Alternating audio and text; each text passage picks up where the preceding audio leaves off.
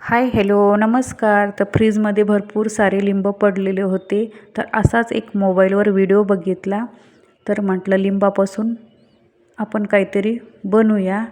तर म्हटलं चला इथं सर्व लिंब कट करून घेतलेत.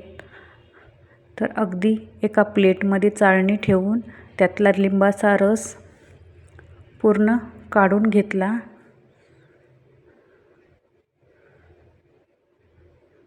तर हे वाटीच्या साहाय्याने असं लिंबाचं पाणी मोजून घ्यायचं. हे माझं पाणी 4 वाट्या भरलेलं आहे. त्याच्यासाठी साखर 3 पट घ्यायची.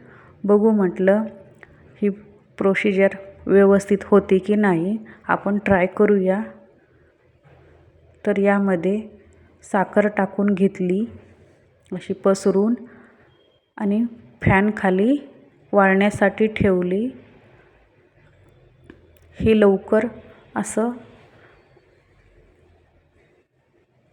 बनत नाही. अगदी 10 दिवस लागले मला हे साखर आणि पाणी एकदम असं कडकडीत वाळून दिलं फॅनखाली. नंतर मग मिक्सरमध्ये बारीक काढून घेतलं. तर खूप छान असं पावडर तयार झालेलं आहे. तर उन्हाळ्यामध्ये लिंब फार महाग होतात. मग असं पावडर बनवून ठेवायचं.